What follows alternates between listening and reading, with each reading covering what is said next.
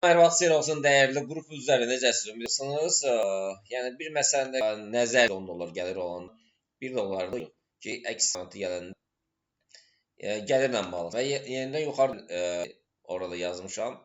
Yəni yenidən dəfələrlə yazmışam. Yuxarı yüksələndə qiymətlər fərqli olur. Bu dəfə 5079-dan yenidən bay açarıq söylədim.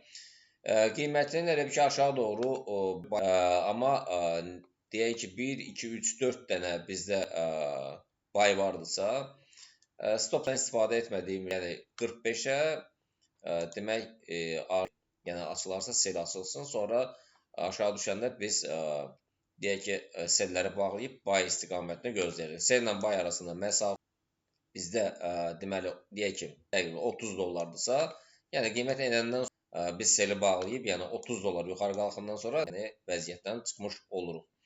Yəni bu da nadir hallarda baş verən bir hadisədir. Yəqin ki, başa düşdünüz nə demək istədim.